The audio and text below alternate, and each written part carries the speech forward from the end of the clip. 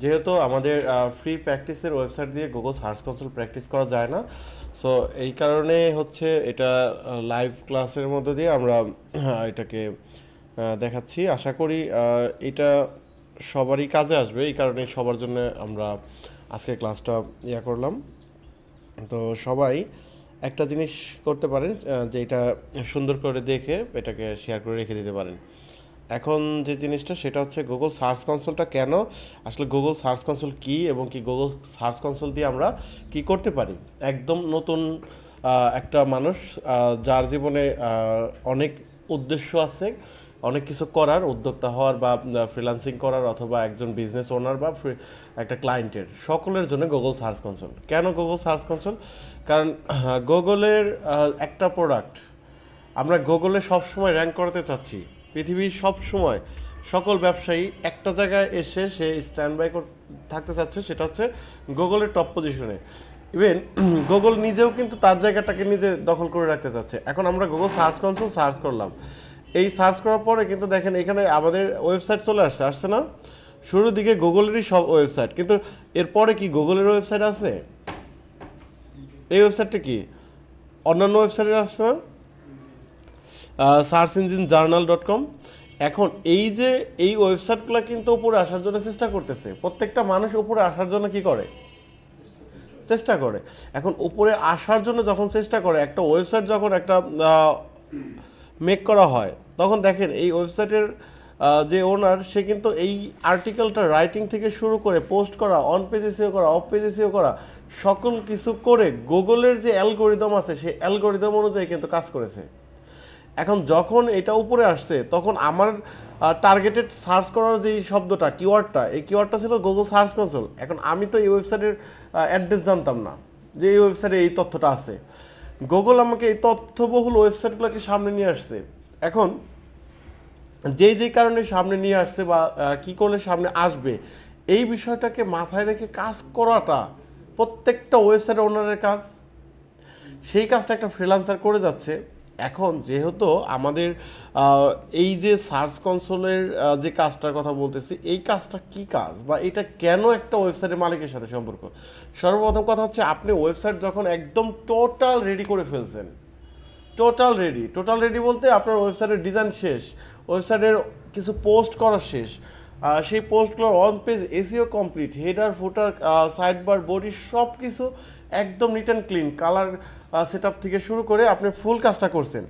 এখন এই ফুল কাজটা করার পরে আপনার যদি মনে হয় যে না, আপনি এই জায়গাটায় ফুল কাজ কমপ্লিট করছেন, এখন আপনি চাচ্ছেন যে এটাকে র্যাঙ্কে নিয়ে আসতে। এখন র্যাঙ্কে আসবে, অটোমেটিক আসবে নাকি? অটোমেটিক যদি না আসে, তাহলে অটোমেটিক আসার জন্য যে কাজটা, সেই কাজটা করতে হবে। সেই কাজটা করার জন্য যে কাজটা, সেটা হচ্ছে গুগল সার্চ কনসোলে ওয়েবসাইটে অ্যাড করা। কথাটা কি ক্লিয়ার? তো গুগল সার্চ কনসোলে ওয়েবসাইট অ্যাড করতে গেলে যে কাজটা করতে হবে, এখানে গুগল সার্চ কনসোল টুলস এটা যেটা আসছে, আমরা যদি সাইন ইন করি, আচ্ছা, এখানে স্টার্ট নাওতে ক্লিক করলে আপনার যে জিমেল অ্যাকাউন্টটা আছে, সেই জিমেল অ্যাকাউন্ট দিয়ে একটা অ্যাকাউন্ট হয়ে যাবে। এখানে হওয়ার পরে এখানে দেখেন আমাদের কিন্তু ওয়েবসাইট এখানে আছে। একটা সার্চ কনসোল অ্যাকাউন্ট দিয়ে অনেক ওয়েবসাইট অ্যাড করা যায়। ওয়েবসাইট অ্যাড করার প্রক্রিয়াটা আমরা টোটালি আলাদা একটা ক্লাসে দেখাবো। আজকে আমার জানতে হবে কেন আমি সার্চ কনসোলে কাজ করব, ক্লায়েন্টের সার্চ কনসোল থাকে কি না, তারা সার্চ কনসোলটা কিভাবে ম্যানেজ করে, বা একটা ক্লায়েন্টের সাথে আপনার যদি ওই এসইওর ফুল প্যাকেজে কাজ করেন, ওয়েবসাইটটা কোন দিকে যাচ্ছে বা কোন দিকে নেওয়া উচিত, কোন কিওয়ার্ড নিয়ে কি করা উচিত, কোন কিওয়ার্ড কোন পজিশন আছে, এই সব কিছু নিয়ে যখন ডাটা অ্যানালাইসিস করবেন, তখন সার্চ কনসোল আপনার মাস্ট বি লাগবে। তো ক্লায়েন্টের জন্য যখন আপনি কাজ করবেন, ক্লায়েন্টের সার্চ কনসোল অ্যাকাউন্ট ক্রিয়েট করাই থাকে। যদি না থাকে, আপনি অ্যাকাউন্টটা তার ক্রিয়েট করে দিতে পারবেন। আর যদি করা থাকে, তাহলে আপনি কি নেবেন? তাহলে আপনার যেটা নিতে হবে সেটা হচ্ছে যে এখানে সেটিংসের থেকে সে আপনাকে পারমিশন দিয়ে দিবে। কথাটা বুঝতে পারছেন? এখানে যেমন এই যে অনার আছে না, তো ইউজার পারমিশন দিয়ে দিলে এখানে আপনার ইউজারে দেখেন এখানে ফুল ওনার রেস্ট্রিক্টেড। এখন ফুল পারমিশনটা আপনাকে দিয়ে দিবে অডিট করার জন্য। আর যদি ওনারশিপ দিয়ে দেয় তাহলে হচ্ছে আপনি ধরেন একটা অ্যাকাউন্ট সার্চ কনসোল ক্রিয়েট করছেন আপনার জিমেল দিয়ে, কিন্তু আপনার এই জিমেল থেকে এখন চাচ্ছেন যে ক্লায়েন্টের জিমেলে আপনার এই অ্যাকাউন্টটা ট্রান্সফার করে দিতে, যে নাও তোমার ওয়েবসাইটটার সার্চ কনসোল সেট আপ করে দিচ্ছি, তোমার জিমেল অ্যাকাউন্টটা দাও, আমি এটা দিয়ে দিচ্ছি। তখন এই সম্পূর্ণ রেডি করে তার জিমেল অ্যাকাউন্টটা দিয়ে এখানে অ্যাড দিবেন। ওই ক্লায়েন্টের ওইখানে মেলে একটা ইনভাইটেশন যাবে, সে অ্যাকসেপ্ট করবে, তার মেলে গিয়েই দেখবে যে এরকম পুরা তার ওয়েবসাইটের ডাটা অলরেডি রেডি আছে। কথাটা ক্লিয়ার? তাহলে এইটা নেওয়া দেওয়া প্র্যাকটিস, এটা আমরা আলাদা একটা করে দেখাতে পারবো, এটা নিয়ে কোনো সমস্যা নাই। আজকে হচ্ছে কেন সার্চ কনসোল ইউজ করব, কিভাবে করব, বিজনেস করতে গেলে, গুগলের র্যাঙ্ক করাতে গেলে, কাস্টমার বাড়াতে গেলে, একটা ওয়েবসাইটে প্রচুর ভিজিটর আনতে গেলে আমাদের যে কাজগুলো করার জন্য সার্চ কনসোল ব্যবহার, সেই ব্যবহারটা আমরা শিখব। কথাটা ক্লিয়ার? তো এখন দেখেন এখানে পারফরমেন্সে যদি আসেন, আমাদের অনেক ওয়েবসাইটের ভিতরে এটা একটা ওয়েবসাইট। তো এখানে যে ডাটাটা দেখতে পাচ্ছেন, অ্যাভারেজ সিটিআর, অ্যাভারেজ পজিশন, সবগুলো আমি টিক দিয়ে দিলাম। সবগুলোর গ্রাফ দেখতে পাচ্ছেন কালারের উপরে, ক্লিকের কালার এইটা, তাই না? ক্লিক কোন দিন বেশি থাকে, এখানে ডে ওয়াইজ কিন্তু এটা। এখানে দেখেন স্যাটারডে ডিসেম্বর 8 তারিখ, 8 তারিখের ক্লিক, ইমপ্রেশন, সিটিআর, পজিশন সব কিছু, আর হচ্ছে 9 তারিখের সব কিছু আলাদা আলাদা। 9 তারিখের ক্লিক, 9 তারিখের ইমপ্রেশন, 9 তারিখের সিটিআর আর পজিশন সব কিন্তু ডিফারেন্স হচ্ছে। আবার অ্যাভারেজ এই 3 মাসে এখানে আছে, অথবা 28 দিনের হিসাব করলে টোটালটা ভাগ দিয়ে কিন্তু একটা পজিশন অ্যাভারেজ দেখাচ্ছে, যে কালকে 10-এ আসলো, পরশু দিন 20-এ আসলো, 15-তে আসলো, এই সারা মাস দিয়ে আবার ভাগ করে অ্যাভারেজ তো আপনারা বুঝেনি অঙ্ক, তাই না? তো অ্যাভারেজ এসে পজিশন এটা দেখা গেছে এই কিওয়ার্ডের পজিশন কত, 9.7। আসলে তো কোনো জায়গায় 9.7 নামে কোনো পজিশন হয় না, হয় 9, 10 এরকম হবে, তাই না? তো অ্যাভারেজের কারণে এই পজিশনটা পার্সেন্টেজে চলে আসছে, 9.7-এ চলে আসছে। কথা ক্লিয়ার? সিটিআর, ক্লিক, এই জায়গাটা আর ইমপ্রেশনটা, এই তিনটা জিনিসের আগে হচ্ছে আপনার ইমপ্রেশন বুঝতে হবে। ইমপ্রেশনটা কি? ইমপ্রেশনটা হচ্ছে আপনার ধরেন এই মুহূর্তে যদি আমি একটা কিছু কেনাকাটা করতে চাই, তাই না? ধরেন আপনার একটা জিনিস কিনবেন, ল্যাপটপ কিনবেন, ধরেন ল্যাপটপ, ধরেন বেস্ট ল্যাপটপ ইন বাংলাদেশ। এখন বাংলাদেশের ভালো ল্যাপটপ কোনটা আছে, বা এটা আমি সার্চ করলাম, এটা কিনবো। এখন দেখেন তো এখানে 1 নম্বরে একটা ওয়েবসাইট আসছে, এখানে 1 নম্বরে এটা যদি যাই তাহলে দেখলাম স্টারটেক, তাই না? স্টারটেকের আমার অনেক প্রোডাক্ট কেনা আছে, অভিজ্ঞতা আছে, তাদের আমি অনেক জায়গায় শোরুম আছে, বসুন্ধরা, সরি যে মাল্টিপ্ল্যানে, তো আইডিবিতে, এই যে তাদের দোকান আছে, তো দোকান দিয়ে তো আর আমি পরিচিত না, এখানে গুগল পরিচিত না। গুগল কিসে পরিচিত হয়েছে? এখানে 1 নম্বরে তাকে কেন দিছে, এই ল্যাপটপের এই কিওয়ার্ডটায় এই লোকটা ভালো করছে, তার এসইও এক্সপার্ট টিম ভালো করেছে। দোকানে সেল বেশি হইলে কি এখানে 1 নম্বরে আসবে? তো এখানে 1 নম্বরে আসার জন্য তাকে এসইও করতে হয়েছে। তো এখন 1, 2, 3 এইভাবে করে দেখেন দারাজও আছে। এখন এই যে নিচে আছে, একটা বিজনেস যখন উপরে আসে তার বিজনেসের সেল বেশি না? এখন যদি এরকম ধরেন সার্চ করলো 2000 লোক, তারা 200 লোক কেনাকাটা করবে, সিদ্ধান্ত নিবে 1 নম্বরে স্টারটেক পাওয়ার কারণে, তাদের এখান থেকে রিসার্চ করে এখানে হয়তো তাদের ফোন নাম্বার আছে, ফোন নাম্বারে কল দিয়ে তাদের সাথে কথা বলে চলে গেল কিনতে, তাহলে কিনে ফেললো। তাহলে এরকম যদি মাসে 200-300 ল্যাপটপ সেল হয়, শুধু ল্যাপটপের কিওয়ার্ডটা নিয়ে কথা বলতেছি, তো ল্যাপটপের এটা যদি সেল হয় তাদের বিজনেস কীরকম ডেভেলপ হইলো? তো এই জায়গাটায় সার্চ কনসোলের ভূমিকাটা কি আসলে? গুগল সার্চ কনসোল দিয়ে আপনি কি করবেন? আমরা তো এসইও করে উপরে নিয়ে আসতেছি, তাই না? অন পেজ এসইও ভালো করে ফেলছি, ওয়েবসাইট ভালো করে ফেলছি, জানি আমার 1 নম্বরে আসতে হবে, কিন্তু আসার জন্য এই মুহূর্তে সার্চ কনসোলের পরিস্থিতি, বা সার্চ কনসোল দিয়ে আমরা কী করব? এখন সার্চ কনসোল দিয়ে আমরা এটা করতে পারি। আমার এইখানে যেহেতু বেকিং সোডা এটা একটা ইনফরমেশন কিওয়ার্ড, এই কিওয়ার্ডটা ধরেন আছে 10 নম্বরে অ্যাভারেজ। এরকম এইখানে দেখেন কোনো কিওয়ার্ড সার্চ করার পরে যদি 10 নম্বরে থাকে, তাকে যদি 1 নম্বরে আনতে হয় তাহলে উপরের 9 জনের সাথে কাজ ভালো করতে হবে, রাইট? 9 জন লোক সবাই কি অন পেজ এসিও একই নিয়মে শিখছেন আপনার মতো? তো অন পেজ এসিওর কি আমরা দেখেছি না যে একটা নির্দিষ্ট কাজ, ধরেন রাইটিং খুব ভালো করা, সবাই ভালো করছে, পোস্ট সবাই ভালো করছে, আপনারা সবাই ভালো শিখছেন তাই না? পোস্টও ভালো করছেন, আর্টিকেল রাইটিং ভালো করছেন, স্পিড ভালো, হোস্টিং ভালো, ডোমিনের সব কিছুই অ্যানালিসিস করে রিপোর্ট ভালো। এখন তাহলে এই 9 জনকে কীভাবে আপনি উপরে যাবেন? টপকে উপরে যাওয়ার জন্য এখন কাজ কি? এখন অন পেজের মধ্যে আর কোনো কাজ থেকে যায়? যখন অন পেজের কাজ শেষ, অন পেজ দিয়ে আপনি কম্পিটিশন দিয়ে একটা জায়গায় চলে আসছেন, ধরেন এই কিওয়ার্ডটা কত নম্বরে চলে আসছে? 10 নম্বরে এবারে চলে আসছে। এখন এই কিওয়ার্ডটা সার্চ করে আমার এটা যদি গুগলের 1 নম্বরে আনতে চাই, তাহলে আমার কাজ ওপরের 9 জনকে টপকানোর জন্য তাদের কাজের চাইতে আমার বেশি কাজ করা। এখন কোন কাজটা আনলিমিটেড করা যায়? এই ওয়েবসাইটের অন পেজে সবার মতো করে ফেলছি, শেষ। এখন আনলিমিটেড যে কাজটা করতে পারবো সেটা অফ পেজ এসিও। ধরেন আপনি 100টা ফেসবুক পেজে বা গ্রুপে শেয়ার করছেন, একজনে 1000টা করছে, লিমিট আছে কোনো?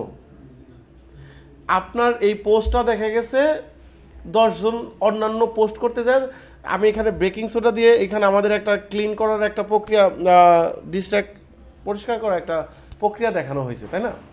এই প্রক্রিয়ার এই পোস্টার দেখা গেছে অন্যান্য মানুষ এই ক্লিনিং ডিশ র্যাকের অন্যান্য পোস্টের মধ্যে এটা দিয়ে দিল। কেউ দেখা গেছে অর্গানাইজ দিয়ে একটা করেছে, কেউ বাইং দিয়ে একটা লিখেছে, বেস্ট দিয়ে লিখেছে, ওইটার ভিতরে দিয়ে দিল যে যদি এটা কখনো ডাস্ট হয়ে যায় এটা আপনি কীভাবে ক্লিন করবেন। তো ওইখানে এটা লিঙ্ক দিয়ে দিল, এটাকে লিঙ্ক দিয়ে দিল। আমরা ইন্টারনাল লিঙ্ক, এক্সটার্নাল লিঙ্ক কাজ শিখেছি না? ধরেন আপনি একটা লিঙ্ক দিয়ে দিলেন যে এইখানে গিয়ে দেখো যে এটা কীভাবে ক্লিন করতে হয়, কারণ ক্লিন নিয়ে তো আপনি এটা লিখতেছেন না, আপনি বেস্ট নিয়ে লিখতেছেন। তাহলে যখন দিলেন তাহলে এটা কি এক্সটার্নাল লিঙ্ক হয়ে গেল না অন্য সাইডের? এইটাও কিন্তু অফ পেজ এসিওর একটা অংশ।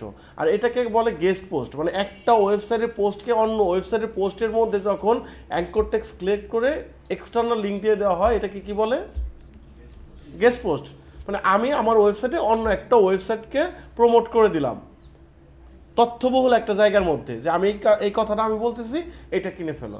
দেখবেন অনেক ব্লগাররা একটা বিষয় নিয়ে আলোচনা করতেছে, একটা সেট আপ দেখাচ্ছে যে এই যে আমরা এখন কথা বলতেছি, ধরেন একটা মাইক্রোফোনে সাউন্ড রেকর্ড হচ্ছে, তো এখন এই কথাটা আমি শেয়ার করতেছি সবার সামনে। ওই শেয়ার করার সময় একটা সময় বললাম যে এই মাইক্রোফোনটা আপনি যদি কিনতে চান তাহলে আপনি এটা কি করতে পারেন, অমুক ওয়েবসাইট থেকে অথবা অমুক দোকান থেকে কিনতে পারেন, এটা বেস্ট একটা মাইক্রোফোন আমার কাছে মনে হয়। হতে পারে না এরকম? তাহলে আমার কি পুরো এটা সেল করার একটা ইয়া ছিল, ভিডিও ছিল বা লেখা ছিল?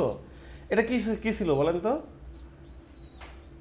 আমার ইয়া ছিল আমার সেট আপ নিয়ে, আমার রেকর্ডিং নিয়ে কথা বলা, ঠিক আছে? তাহলে রেকর্ডিং নিয়ে যেহেতু কথা বলার আমার সেট আপটা ছিল, তাহলে আমি এখানে কথা বলে ফেললাম বাইং নিয়ে। আমি যারে রেফার করলাম, যে ওয়েবসাইটে রেফার করলাম, সে কি পাইলো? আমার কাছ থেকে প্রমোট পাইলো না?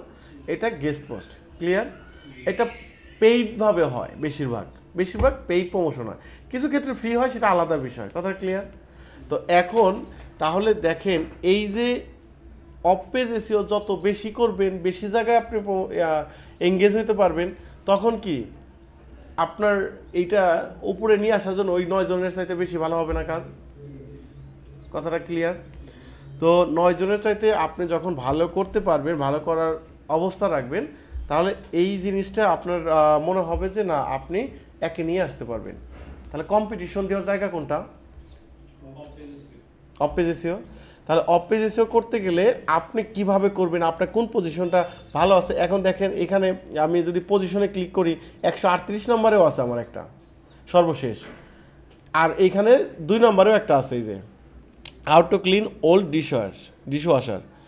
এইটা যদি দেখেন, এইটা আমার যেই পোস্টটা দেখেন, এখানে আমি যদি একটু ভিজিট করি, এই ভিজিট করলে দেখেন এই পোস্টটা যদি আসে, এই পোস্টের মধ্যে যদি আপনি পড়েন ভালো করে, এইটা 2 নম্বরে আছে। তাহলে এইটার যদি আবার আমি এই পেজের মধ্যে যে এইটাই ক্লিক করি শুধুমাত্র, এটা দেখেন একটা কিওয়ার্ড আছে, এটা 2 নম্বর পজিশন আছে, কিন্তু ক্লিক নাই। হয়তো এই মাসে বা এই 3 মাসের মধ্যে কোনো মানুষ সার্চই করে না, এই বিষয়টা আছে না? এই সার্চ কতজন করলো না, এই লেখার সার্চ ভলিউম কতজন আছে, এই পোস্টের মোট কিওয়ার্ড কতটা আছে, সব কিছু জানার দরকার আছে না অনেক সময়? এইটা জানার দরকার থাকলে তাহলে আপনার বুঝতে হবে যে এই জিনিসটা বুঝতে গেলে এই সার্চ কনসোল এটা আবার হবে না। তখন কোনটা লাগবে? তখন আমার অডিট করার জন্য সেমরাশ অথবা স্টেপ অ্যাকাউন্ট লাগবে। টেকনিক্যালের ভিতরে এটা আলাদা একটা পার্ট। কথাটা বুঝতে পারছেন? সার্চ কনসোল দিয়ে আপনি যেটা পাচ্ছেন, আপনার টোটাল কিওয়ার্ড কতগুলো আছে এইখানে যদি দেখেন 1000-এর কিওয়ার্ড আমার র্যাঙ্ক করা আছে। ধরেন 1000 কিওয়ার্ড এখানে দেখাচ্ছে, র্যাঙ্ক আছে 1000 কিওয়ার্ড। র্যাঙ্ক থাকলে 1 থেকে 10টা এখানে দেখাচ্ছে। যদি একসাথে আপনি 500 দেখতে পারবেন, দেখেন একসাথে আপনি নিচের দিকে আসেন 500 কিওয়ার্ড এক একটা দেখেন এক এক রকম কিওয়ার্ড। একটা পোস্টেরই অনেকগুলো কিওয়ার্ড হয়। ধরেন এইটা how to clean glass dishes, এইটা আবার অনেক সময় শুধু ক্লিন গ্লাস এরকম লেখা থাকে না, সিট কিওয়ার্ড বলে এগুলো, ঠিক আছে? তাহলে একটা পোস্টেরই অনেক কিওয়ার্ড জন্ম নেয়। এই বিষয়গুলো আমরা সেমরাশ অথবা স্টেপে আমরা আরও ভালো ক্লিয়ার হতে পারবো। কথাটা কি বুঝতে পারছেন? তো ভালো ক্লিয়ার যদি হতে পারি তাহলে আপনারা একটা জিনিস ক্লিয়ার থাকেন যে আপনাদের সবার এই কিওয়ার্ড সম্পর্কে সার্চ কনসোল থেকে আপনার ডাটা থাকতে হবে কেন, বা সার্চ কনসোল অ্যাড করবেন কিভাবে। যেমন এখানে সার্চ কনসোলের যদি আমরা বলি এই পজিশন অ্যাভারেজ আপনার দেখতে পারতেছেন যে 40 আছে অ্যাভারেজ, সকল কিওয়ার্ড দিয়ে 1000টা কিওয়ার্ড দিয়ে। তাহলে আপনার 1 মাস একটা ফ্রিল্যান্সার হায়ার করা হইলো, সে কাজ করার পরে দেখা গেছে 40-এর উপরে চলে গেল, তাহলে কাজ কি ভালো হয়েছে? যদি 30-এ আসে, 35 আসে, 38 আসে, তাহলে কি কাজ ভালো করছে? তার মানে আপনি একটা ওয়েবসাইটকে কিভাবে মনিটর করবেন, ওয়ার্কার কাজ ভালো করছে কিনা কিভাবে মনিটর করবেন, আপনি ভালো পারেন কিনা কিভাবে নিজেকে জাস্টিফাই করবেন, কোম্পানি আপনি বড় করতেছেন না ছোট করতেছেন, লসে যাচ্ছে না লাভে যাচ্ছে, এটা সার্চ কনসোলে এখানে আসলে কিন্তু ক্লিয়ারলি বোঝা যাচ্ছে। তাহলে সার্চ কনসোল দিয়ে আপনার ওয়েবসাইটে ক্লিক মানে এইটা কিন্তু শুধুমাত্র এই গুগলের সার্চের ক্ষেত্রে রেজাল্ট আসতেছে। যদি এটা এই ওয়েবসাইটে আমাদের কিন্তু ভিজিটর আরও বেশি আছে, এই ভিজিটরগুলো কোথায় আছে? ধরেন আপনার ইয়াহু থেকে আসতেছে, বিংয়ে থেকে আসতেছে, ফেসবুক থেকে আসতে পারে, কোরা থেকে আসতে পারে, পিন্টারেস্ট থেকে আসতে পারে, বিভিন্ন ওয়েবসাইট থেকে আসতে পারে না? ওই ইমপ্রেশন আর ওই ক্লিক কিন্তু এখানে দেখাবে না। এখানে শুধুমাত্র গুগলে সার্চ করে কতজনের সামনে গেল, এই সামনে যাওয়াটা হচ্ছে ইমপ্রেশন, আর যদি এভাবে ক্লিক করি এটা হচ্ছে ক্লিক। ইমপ্রেশন আর ক্লিক এই দুটো জিনিস ক্লিয়ার? তাহলে এই গুগলে সার্চ করার পরে আপনার এই সার্চ কনসোলের যে জিনিসটা দেখলেন, সার্চ করে যে রেজাল্টটা পাচ্ছেন, সার্চ করে যে ভিজিটর আসতেছে, এইটা শুধুমাত্র আপনার এই গুগল সার্চ কনসোলের রেজাল্ট পাচ্ছেন। তাহলে গুগলের অস্তিত্ব নিয়ে যদি ইয়ে করেন যে কতজন গুগল থেকে আমি ট্রাফিক পাচ্ছি, এই জিনিসটা নিয়ে কথা বলতে পারবেন এটাই। আর যদি মনে করেন যে না আমার ভিজিটর অন্য জায়গা থেকে আসে, ডাকডাকগো বলেন, তারপরে আপনার অ্যাপেলের ব্রাউজার মোবাইলে যেটা, ওরা যদি ওইটা ব্যবহার করে ওইখান থেকে যদি বলেন, এরকম আলাদা আলাদা যেই সার্চের ইঞ্জিনগুলো আছে সেই সার্চ ইঞ্জিনগুলো থেকে যদি আসে এখানে দেখাবে না। ওইটা দেখতে গেলে, ওইটার অ্যানালাইসিস করতে গেলে ওভারঅল গুগল অ্যানালিটিক্স নামে আলাদা একটা ওয়েবসাইট আছে।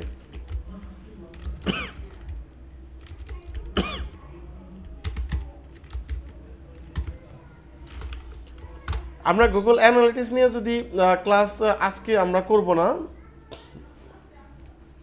এইটা নিয়ে আমরা ক্লাস করব পরবর্তীতে। তবে এইটা নিয়ে আমরা জাস্ট একটু দেখাবো আজকে যে আমরা যে জিনিসগুলো সার্চ কনসোলে না পাবো সেইটা আদার্স ওয়েবসাইট থেকে আমাদের জানতে হবে, শিখতে হবে। আজকের আমাদের মূল বিষয় হচ্ছে সার্চ কনসোল। দেখেন এইটার যেই সার্চ রেজাল্ট, এইটার সার্চ রেজাল্টটা হচ্ছে আপনার আলাদা।